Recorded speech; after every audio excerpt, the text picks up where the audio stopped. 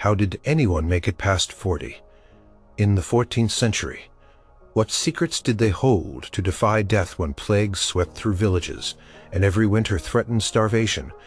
Could you have found a way to thrive in a medieval village as your hair turned gray and your body slowed down? The answers might surprise you in the year 1380. Number 10. Mastery of medicinal herbs and basic healing. Life in a medieval village felt like a constant gamble, especially for those whose bodies started showing the wear and tear of decades. Your knees might ache from years of fieldwork, your eyes might blur from endless hours of mending by flickering firelight, and your teeth, well, they were probably long gone when sickness arrived. It did not send a polite note first. It crashed through the village gates like an uninvited guest, often taking the young and the old without discrimination. Yet some old folks, the true survivors, understood the language of the land. They knew the whispers of the forest and the fields, the quiet power hidden in every root, leaf, and blossom. This knowledge was not found in grand leather-bound books, for most people could not read. It was etched into the memory, passed down from a grandmother to a granddaughter, from a seasoned village elder to a curious child. It was the skill of knowing which wild plant could soothe a searing headache, or which bark could stop the relentless grip of dysentery. Think about a common ailment in a medieval village. A cough that clung to the chest like a damp shroud, threatening to turn into a deadly consumption. A younger person might shiver and sweat, hoping for the best, but an elder one who had seen many winters and many coughs would know what to do. They would send a grandchild to the edge of the woods to collect lungwort, its speckled leaves resembling a diseased lung, a natural sign for its purpose. Or they might direct them to gather hyssop, a fragrant herb known for its purifying properties. Back in a smoky cottage, the elder would boil the herbs in a clay pot, perhaps adding a dollop of precious honey, if the family was lucky enough to have some from their own beehives, or a passing merchant. The steam would fill the small room, and the sick person would breathe in the vapors, then drink the bitter, earthy brew. There were no doctors with specialized training, no pharmacies stocked with colorful pills. The closest thing was the village wise woman or the local healer, who might have their own secrets and specialized knowledge, but even then much relied on the individual's own capacity for self-care. A misstep in the muddy path, a slip while lifting a heavy bucket of water, a cut from a dull farming tool. These minor incidents could turn deadly if not treated correctly. Infection was a silent killer, more terrifying than any bandit on the road. The elder, with the skill of herbal medicine, knew about antiseptic properties. Long before anyone spoke of germs, they might apply a poultice of plantain leaves, bruised and softened to a wound. Plantain, a common weed growing by every roadside, was cherished for its ability to draw out poisons and promote healing. They might crush marigolds, their bright petals holding a surprising power to reduce inflammation and smear the paste on a swelling. For a sprain, a warm compress of comfrey leaves, often called bone knit, would be wrapped around the aching joint, believed to hasten the mending of sinews and muscles. The practice was painstaking, requiring daily reapplication, a steady hand, and a hopeful heart. These were not quick fixes. They were slow, deliberate acts of nursing, relying on the subtle energies of the plants and the body's own resilience. The knowledge was not static. It grew and evolved with each generation. Elders would observe, experiment, and remember what worked and what did not. If a particular infusion of willow bark eased the pain of rheumatism for one person, that information was shared and became part of the communal wisdom. Willow bark, in fact, contains salicin, a compound similar to aspirin, a powerful pain reliever. This practical application of natural compounds was a daily reality for many medieval villagers. They did not understand the chemistry, but they understood the effect. The old woman who knew to crush garlic and apply it to an infected toothache was a lifesaver. Garlic, with its strong antiemetic properties, was a natural antibiotic in a world where synthetic ones did not exist. The ability to identify these plants, to gather them at the correct time of year, to prepare them properly, whether through drying, infusing, or pounding, was a complex craft. It was not just about memorizing names. It was about understanding the plant's life cycle, its preferred growing conditions, and its potency. This skill was a source of great value for an elder. It meant they could contribute to the well-being of their family and their community long after their backs could bend to the plow or their hands could grasp the loom shuttle. They were the unofficial doctors, the first line of defense against a world full of unseen threats. A family with an elder who possessed this knowledge often fared better during times of widespread illness, their survival rate perhaps marginally higher than those who relied solely on prayer or superstition. The power of this skill lay in its immediacy and its accessibility. No need to travel to a distant town, no need to pay exorbitant fees. The medicine grew right outside the door, waiting for those who knew how to ask for its help. This deep, intuitive relationship with the natural world was a cornerstone of longevity, allowing the old to continue caring for themselves and those they loved, even as their own physical strength waned. They were the keepers of an ancient botanical encyclopedia, one written not on parchment, but in the green, living script of the earth itself. Number 9. Forging indispensable social bonds. Survival in a medieval village, particularly when old age crept in, was not a solo endeavor. It was a tapestry woven from countless threads of human connection. To reach old age and remain part of the living, breathing community, you needed more than just a roof over your head or food in your belly. You needed people. You needed deep, unbreakable social bonds. This was not about popularity.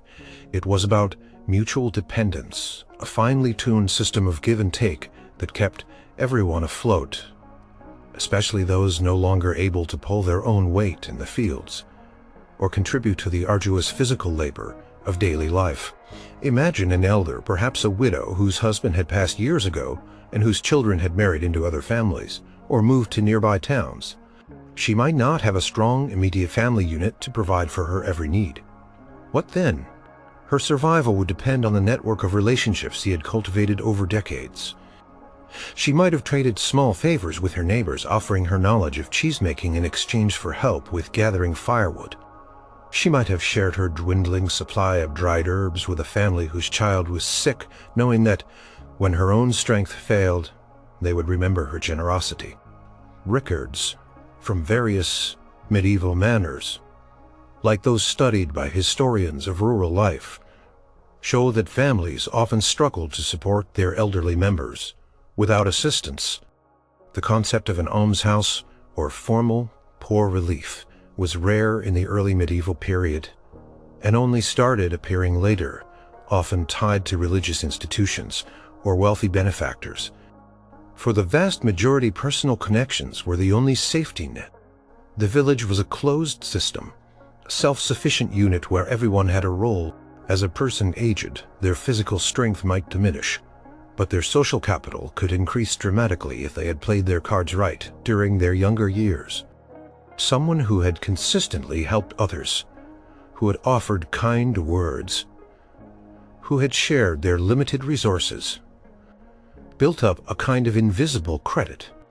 When they could no longer lift a heavy sack of grain, a younger neighbor might step in without being asked, remembering the time the elder had helped them mend a fence or watch their children.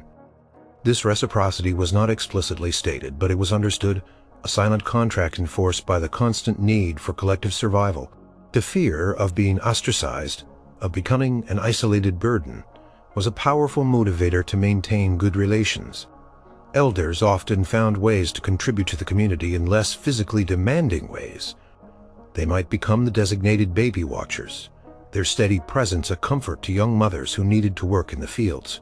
They might teach younger generations essential skills, showing them how to properly weave a basket, how to mend a fishing net, or how to cure meat. The elder, no longer able to perform the heavy labor, became a repository of wisdom, a living library of skills and traditions. Their presence was not just tolerated. It was often actively sought out for guidance and teaching. A seasoned farmer, even if too old to plow, might offer advice on crop rotation or weather patterns. insights gained over decades of experience. His younger neighbors would listen, knowing that his words held the weight of many harvests. Feasts, religious festivals, and communal gatherings were not just opportunities for merriment. They were crucial for reinforcing these social bonds. An elder who participated, even if just by sitting by the fire and sharing stories, was reminding the community of their presence and their continued value. The sharing of food, even meager rations, cemented relationships. A bowl of stew shared with a neighbor in need could create a lasting bond of gratitude. This was the original social welfare system, built on personal relationships rather than institutional structures. Historians who have examined medieval legal records sometimes find instances where villagers formally agree to support an aging parent or relative. But these agreements were often a last resort, coming after years of informal mutual support. The most successful elders were those who had woven themselves so deeply into the fabric of daily village life that removing them would unravel too many other threads. They were the glue that held families and sometimes even entire communities together. Their wisdom and their past kindnesses acting as a powerful magnet for continued support. To be isolated in a medieval village was to face a perilous future, but to be woven into the communal tapestry, indispensable through decades of reciprocal acts, meant a greater chance of warmth, food, and companionship in one's twilight years. Number 8. Resourceful repair and home maintenance. In a medieval village, nothing was truly disposable. Every item, from a worn-out tunic to a splintered tool handle, represented labor materials and a precious resource. As a person aged and their physical capacity to acquire new things diminished, the ability to maintain and repair their existing possessions became an absolutely critical skill for survival.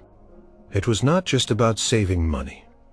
It was about ensuring basic functionality in a world where replacement was often impossible or prohibitively expensive. Consider the simple act of keeping warm in a drafty wattle and daub cottage. A hole in the thatch roof was not just an inconvenience. It was an invitation for rain, cold, and, eventually, structural decay. An elder, even if they could no longer climb a ladder to patch the roof themselves, would possess the knowledge of how to make a repair. They might know the best reeds to gather, how to tie them, and the correct angle to lay them to shed water. They would guide younger family members or neighbors in the intricate craft, ensuring the repair was effective and long-lasting. This hands-on knowledge, accumulated over a lifetime of trial and error, was their contribution.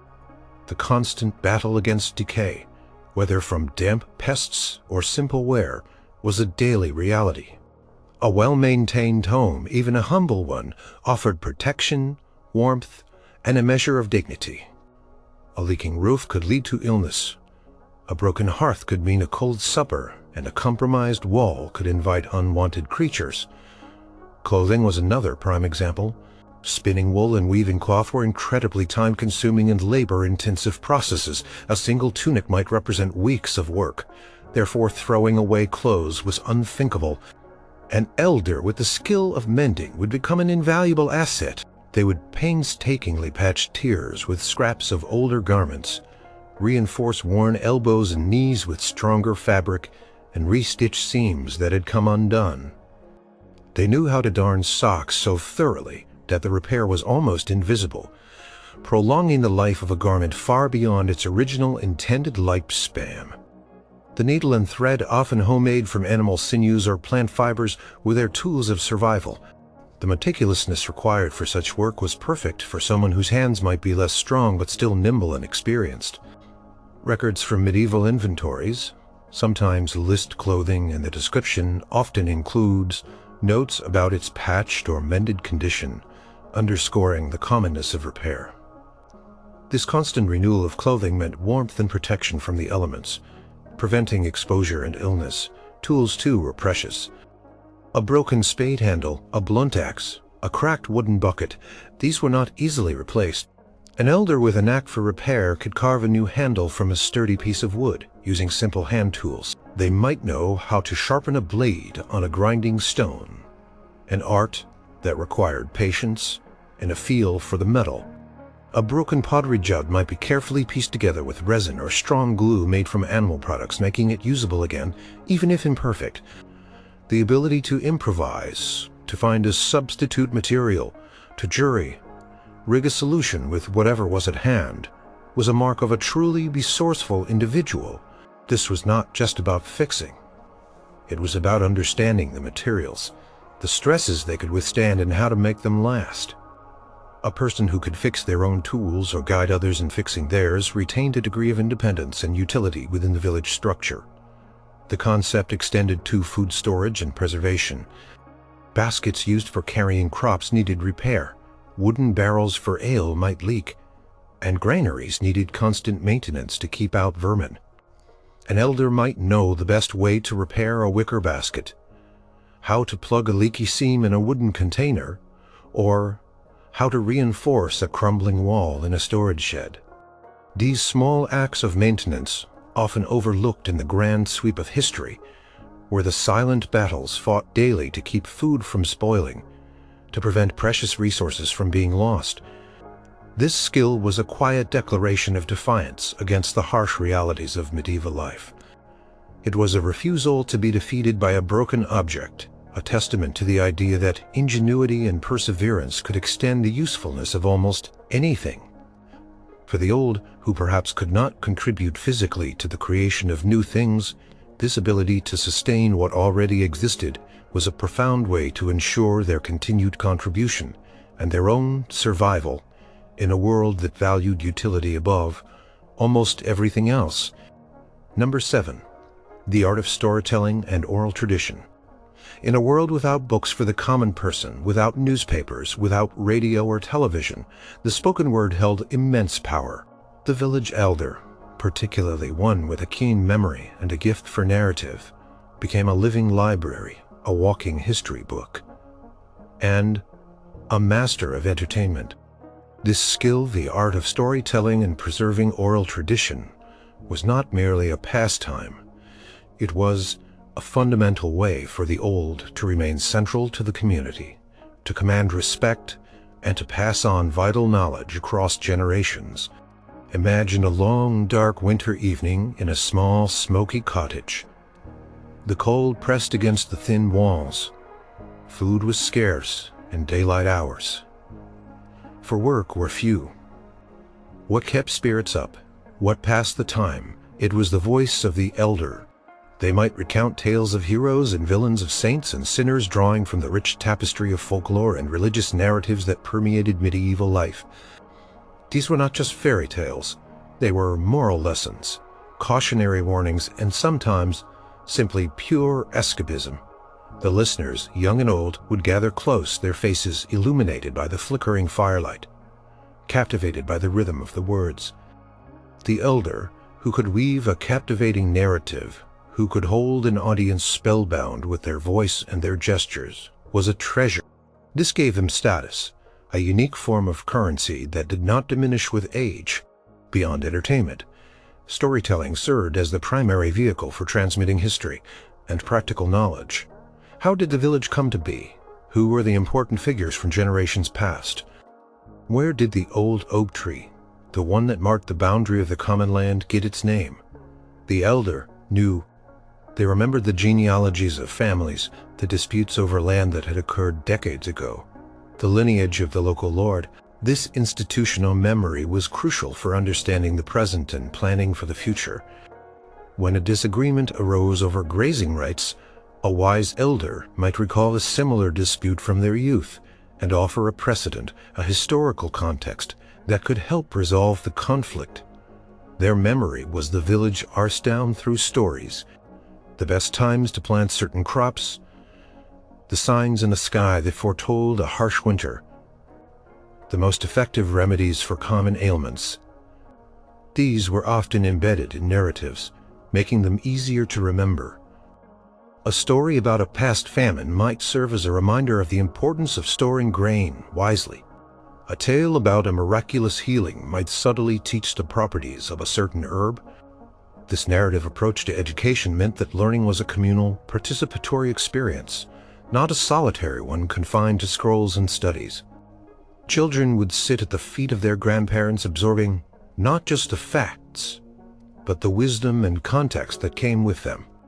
The elder's role also extended to maintaining social cohesion and reinforcing communal values. Stories of bravery, loyalty, and generosity celebrated virtues that the community held dear. Tales of betrayal or selfishness served as warnings. Through these narratives, the elder helped to shape the moral compass of the younger generation, instilling in them the shared understanding of what it meant to be a good member of the village. They were the guardians of identity, ensuring that the community remembered its past, understood its present, and had a framework for its future. The village chronicler, the lore keeper, the living library, these were the roles an elder could fill. Their voice, their memory, and their ability to connect with an audience became their enduring contribution, ensuring that even when their bodies faltered, their minds and their stories continued to provide vital sustenance to the collective spirit. The power of the spoken word echoing through generations meant that an elder's influence could extend far beyond their own lifetime, leaving a lasting mark on the community's memory and character. Number 6. Practical knowledge of animal care. In a medieval village, animals were not pets. They were the very foundation of life. Livestock provided food, labor, clothing, and even heat. A pig could be slaughtered for meat, its bristles used for brushes, its skin for leather. A cow gave milk, cheese, and butter, and when its working life was over, its hide became useful. Chickens provided eggs and occasional meat. Oxen pulled plows essential for turning the soil. Horses were for transportation and heavier labor for those who could afford them. As people aged, their ability to perform strenuous tasks like plowing or herding sheep over long distances diminished. However, a deep practical understanding of animal care meant that an elder could continue to be an indispensable asset to their family, and the wider community considered the care of chickens. Even a few hens could provide a steady supply of eggs, a crucial source of protein in a diet often lacking it. An older woman, perhaps no longer able to work in the fields, might take on the responsibility of the chickens. She would know their habits when they were about to lay, which ones were good layers, and how to keep them safe from foxes or weasels. She would understand the subtle signs of illness in a bird ruffled feathers, a change in gait, a lack of appetite, and know what simple remedies to apply, perhaps a mixture of herbs or a special feed. This meticulous daily attention ensured the continued output of a vital food source. Her knowledge might also extend to hatching chicks, understanding the warmth and care needed for new life, thus ensuring the future generation of the flock. This task, while requiring attention, was not physically demanding, making it suitable for an aging individual. The health of larger animals like cows or oxen was a constant concern. A sick animal could mean financial ruin for a family. An elder with accumulated wisdom might recognize the early symptoms of diseases that could decimate a herd. They might know traditional methods for treating common ailments, such as bloating, lameness, or parasitic infestations. They understood how to tell if an animal was truly sick or just needed a change in fodder. They might know which wild plants were poisonous to animals, and which could be used as fodder or medicine. This was not the scientific veterinary medicine of today, but a deeply intuitive understanding, honed over decades of observation and experience. A sick animal, if tended correctly, could recover and continue to provide its essential service. If neglected, it meant a severe loss for the family's livelihood. The ability to save an animal was a powerful contribution. Beyond health, elders might possess knowledge of animal behavior and training. They could advise younger members of the family on how to best manage a stubborn ox, how to train a young working dog, or how to handle a skittish horse. This practical wisdom passed down through generations was key to efficient farming and animal husbandry. They might have observed patterns in animal breeding, knowing the best times to pair animals to ensure healthy offspring. Their experience with the birthing process, often fraught with danger for both mother and offspring, was invaluable. A successful birth meant continued stock, future food, and future labor. The role extended to processing animal products. An elder might be skilled in tanning hides, transforming raw animal skins into usable leather for shoes, belts, or straps. This was a long, smelly, and intricate process, but one that could be done at a slower pace, making it suitable for an aging person. They might know the best way to cure meats, how to salt pork or smoke fish, ensuring that food supplies lasted through the lean winter months. This preservation knowledge was crucial for avoiding starvation. Even the collection of valuable animal byproducts like wool from sheep, manure for fertilizer, or tallow for candles required specific skills and knowledge that elders often possessed. The sustained well-being of the village animals, from the smallest chicken to the largest ox, often relied on the quiet, consistent knowledge and care provided by its older members. Their continued usefulness in this vital area cemented their place within the community's survival strategy. Number 5. Unyielding patience and mental fortitude. Life in a medieval village was a relentless grind, a daily battle against forces largely beyond human control. Weather, disease, famine, war, the whims of a lord, all conspired to make existence precarious. For those reaching old age who had endured decades of such hardships, an unyielding patience and profound mental fortitude were not just virtues, they were essential survival skills. Without them, despair could easily consume an individual, leading to a downward spiral of neglect and isolation. Consider the sheer monotony and physical discomfort of daily life. The cold of winter seeped into every bone. The heat of summer was oppressive, baking the fields and parching the throat. Hunger was a frequent companion, even in good times, and a brutal reality during bad harvests. Chronic pain from years of physical labor was commonplace. There was no escaping these discomforts. A person had to simply endure. This required a deep well of resilience, an inner strength to face each new day, even when it promised more of the same struggle. The elderly, having weathered countless storms, literal and metaphorical, had cultivated this patience to an extraordinary degree. They had seen cycles of hardship and recovery, understood that difficult times, while agonizing, eventually gave way to slightly better ones. This perspective, born of experience, was a source of quiet strength. The medieval world was also one of profound uncertainty. There were no guarantees of tomorrow's meal, no promises of safety. A sudden raid, a widespread plague, an unexpected tax from the Lord. Any of these could shatter what little stability a family had.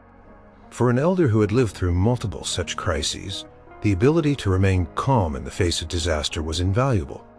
They had learned not to panic, not to succumb to immediate fear, but to assess the situation and focus on the next practical step.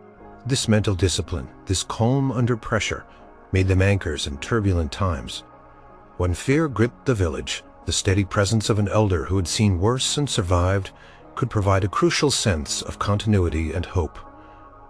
They embodied the truth that life, however hard, goes on. Patience was also critical in the absence of quick solutions.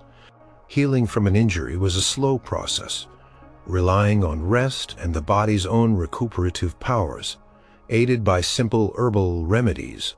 Growing food from seed to harvest took months of arduous labor and constant vigilance. There were no shortcuts. An elder understood this fundamental truth about the pace of life. They knew that rushing often led to mistakes, and that sustained, steady effort was the only way to achieve results. This patience manifested in their methodical approach to tasks, their willingness to wait for the right season, the right weather, the right moment. It was a rhythm learned from the natural world, a rejection of hasty impulses. Furthermore, medieval life was full of losses. Children died young, spouses were taken by disease, friends and neighbors vanished during epidemics. To continue living, to find meaning and purpose in a world so fraught with grief, required an immense capacity for emotional fortitude. They learned to carry their sorrows without being crushed by them, to find solace in community, in faith, and in the simple continuation of daily routines. This endurance of spirit, this ability to integrate loss without succumbing to it, was a testament to their psychological resilience. They served as examples to younger generations, demonstrating how to face adversity, not just with courage, but with a deep, quiet resolve that enabled them to keep going one arduous day after another. Their very existence was a proof of concept, a living testament to the human capacity for perseverance against overwhelming odds. Number 4. Strategic management of personal belongings. In a medieval village where wealth was measured in land, livestock, and stored grain, personal belongings were few and often represented a lifetime of accumulation. For an elder, particularly one whose physical labor was diminished, the strategic management of these few possessions was not just practical. It was a critical skill for maintaining their independence and ensuring their comfort.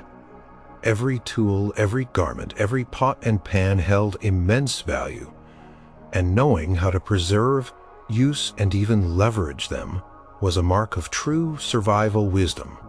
Imagine an elder who possessed a good quality, well-maintained blanket woven decades ago by their own hands, or inherited from a parent. This was not merely bedding, it was protection against the brutal cold of winter nights, a source of warmth that could prevent illness and discomfort. Knowing how to keep it clean, how to mend any tears, and how to store it away from mice or damp was essential. This extended to all items of clothing. As discussed before, mending was key, but also knowing how to adapt clothes for changing seasons, how to layer garments for maximum warmth, and how to use every scrap of fabric until it was literally threadbare. A piece of fabric from an old tunic might become a useful cleaning rag, then eventually tinder for a fire. Nothing was wasted. Tools were another category of invaluable possessions. A sturdy wooden spoon, a sharp knife, a small hand axe, a well-worn grinding stone. These were the extensions of a person's ability to work and survive. An elder might have inherited a blacksmith-made knife, a rare and durable item. Knowing how to keep it sharp, how to protect it from rust, and how to use it for multiple purposes was crucial. A person might not be able to forge new tools, but they could certainly prolong the life of the ones they owned. This careful stewardship of tools meant they could continue to perform small, necessary tasks around the home or in the garden, maintaining a sense of self-sufficiency. This also related to the repair skill, but here the focus was on the mindful, long-term care of objects to ensure their continued utility. Food storage was a constant challenge, and an elder's possessions often included the means to store food effectively. This might be a well-made, sealed wooden barrel for grain or dried goods, a ceramic pot for fermented foods, or a small net for hanging herbs to dry. Knowing the best place in the cottage to store different foods, away from damp, pests, or excessive heat, was a form of management. A small quantity of salt, a precious commodity, might be carefully rationed and stored.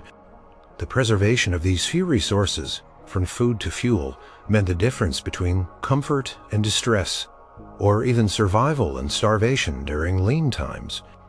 Beyond the purely functional, some elders possessed items of sentimental or symbolic value.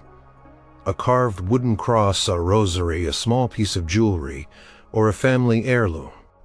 These objects, though not directly contributing to physical survival, could provide immense spiritual comfort and connection to the past. Knowing how to keep them safe, to clean them, and to pass them on, if applicable, was part of their management. Sometimes in desperate times, these treasured items might be leveraged for a small trade, a last resort to secure a meal, or a favor. However, often they were kept acting as a link to lineage and memory, providing psychological strength. The older person who could manage their few vital possessions, ensuring their longevity and usefulness, was demonstrating a profound understanding of scarcity and the importance of self-reliance.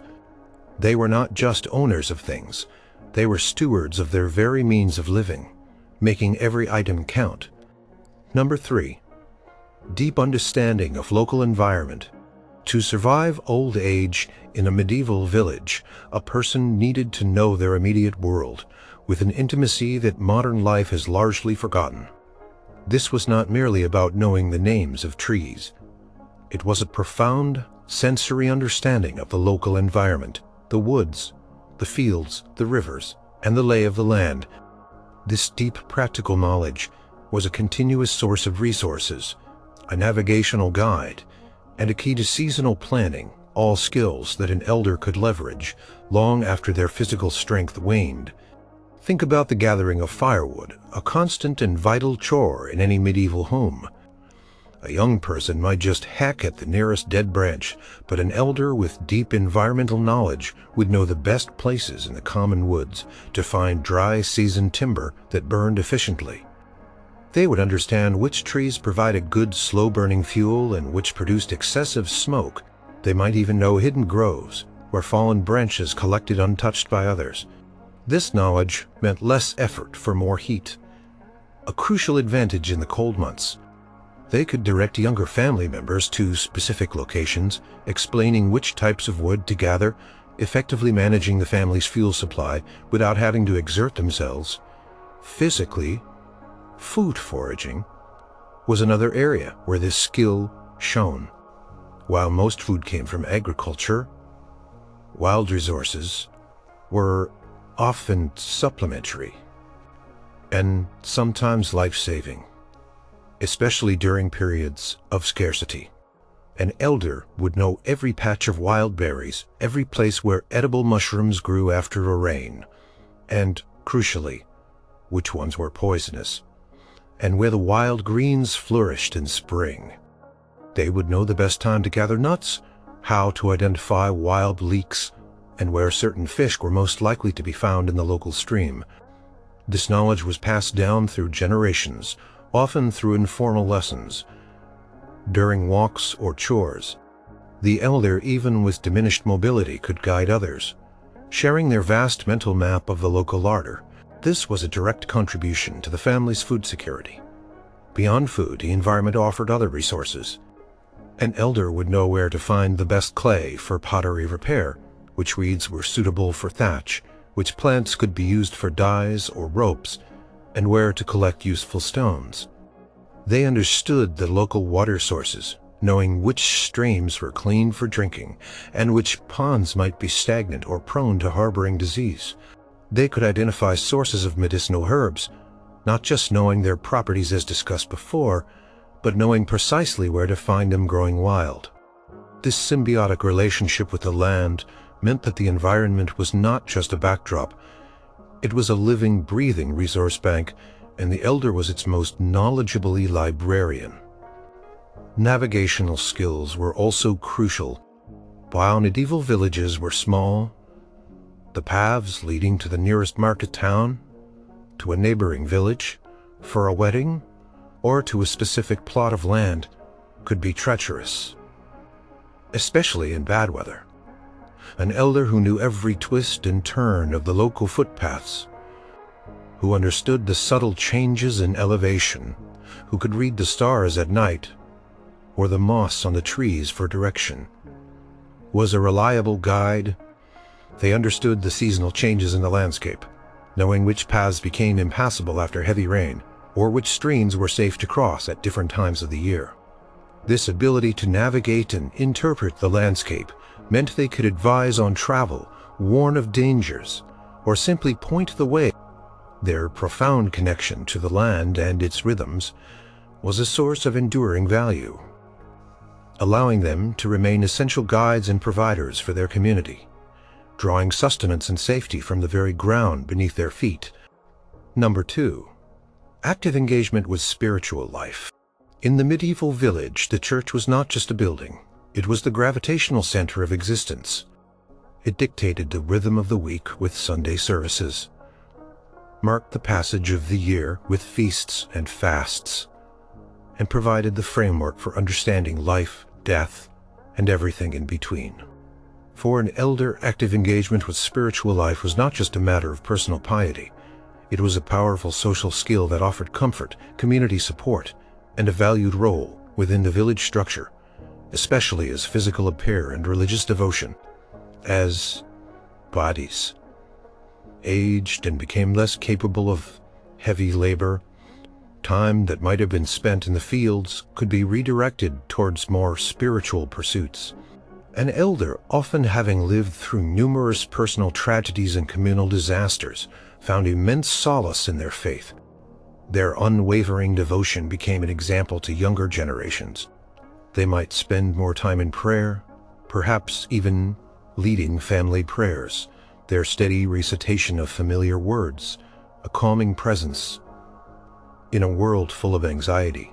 This spiritual strength was perceived as a contribution to the community's overall well-being, as collective prayer was believed to intercede with God and protect the village from misfortune.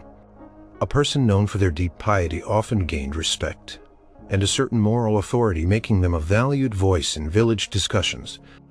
Participation in church rituals and community events was another key aspect. Even if an elder could no longer contribute physically to the decoration of the church for a feast day, they could be present, their attendance a sign of solidarity and continuity. They might assist with smaller tasks such as preparing for a procession or lighting candles.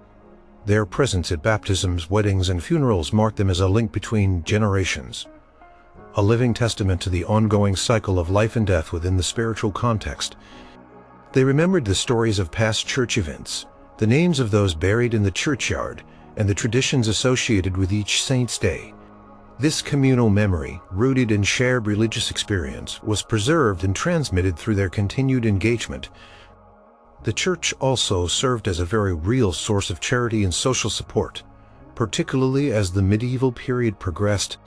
While formal almshouses were not common in every tiny village, individual churches or monasteries might offer small amounts of food or shelter to the truly destitute, or at least a warm place during severe weather. An elder who had consistently participated in church life, who was known to the parish priest and the community, would be more likely to receive what little assistance was available during times of extreme need. Their long-standing devotion fostered a sense of belonging and entitlement to communal charity, however meager. Historians examining medieval wills often find bequests made to the church, sometimes with instructions that the elderly poor of the parish should benefit. This illustrates the church's role, albeit limited, in providing for its faithful members. Furthermore, spiritual life provided a framework for understanding and accepting death, an ever-present reality in the medieval world. An elder, having witnessed countless deaths, found comfort in the promise of an afterlife and the rituals surrounding burial. Their understanding of these spiritual truths could provide comfort to grieving families, helping them navigate loss.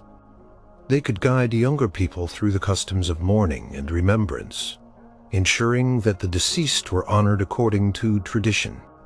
The peace found in faith, the acceptance of the transient nature of earthly life, allowed the elder to face their own approaching end with a measure of serenity. This spiritual steadfastness, their unyielding belief, was a powerful and often sought-after quality in a world perpetually on the brink of disaster, ensuring their continuing relevance and esteem within the social fabric of the village. Number 1. Proficiency in low-incot craftsmanship. As the body ages, the ability to perform heavy, physically demanding labor inevitably declines. A medieval elder, however, did not simply retire into inactivity. For many, a vital survival skill was the mastery of low-impact craftsmanship. Skills that required nimble fingers, practiced hands, and a keen eye rather than brute strength. These were the crafts that could be performed while seated by the fire, contributing tangible, needed items to the household or for trade, ensuring the elder's continued utility and avoiding the dreaded fate of becoming a complete burden. Consider the ubiquitous skill of spinning. Wool was the primary fiber for clothing in much of medieval Europe. The process began with shearing sheep, then cleaning and carding the wool, which were more strenuous tasks. But the transformation of raw wool into thread was a perfect task for an elder. Sitting by a spinning wheel or with a drop spindle, an elder could spend hours converting fluffy wool into a continuous strong thread. This was a meditative rhythmic task that required patience and dexterity rather than force. The thread produced was then essential for weaving, knitting, or mending. A steady supply of hand-spun yarn from an elder meant that the family could continue to produce and repair its own clothing, a major economic saving and a vital source of warmth. This skill was particularly associated with older women, known as spinsters, a term reflecting their crucial role in the household economy. The output of their labor, even if slow, was indispensable. From carrying harvested crops to storing household items, baskets were used for countless purposes. The materials, willow, rush, or various plant fibers, could often be gathered by younger family members, or the elder might direct them to specific locations. The actual weaving, however, was a delicate art requiring strong fingers, a good memory for patterns, and considerable patience. An elder with this skill could produce durable, functional baskets that were either used by their own family or traded for other necessities. This provided a tangible output, a clear contribution to the household's self-sufficiency. Whittling and small-scale woodworking were also valuable. Using a simple knife and a piece of wood, an elder could carve spoons, bowls, pegs, or small tools. They might create toys for grandchildren, repair broken wooden objects, or even craft simple traps for small game. This required precision and knowledge of wood types, but not heavy lifting or extensive carpentry tools. These small, functional items were constantly needed, and could often be made from scrap wood that might otherwise be discarded.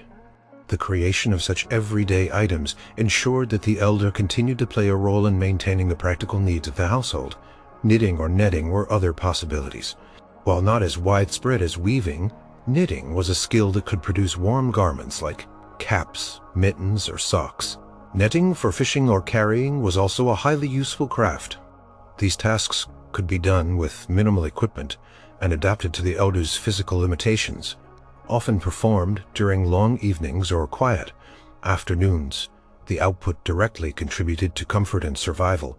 The beauty of these low-impact crafts was that they allowed elders to remain economically productive and socially integrated.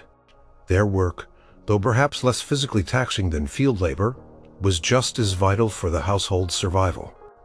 It provided essential items, conserved resources, and offered a tangible way for the old to contribute their wisdom and dexterity. This maintained their dignity, their independence, and their value in a world where every pair of hands, no matter how old, was expected to contribute to the collective effort of enduring another day.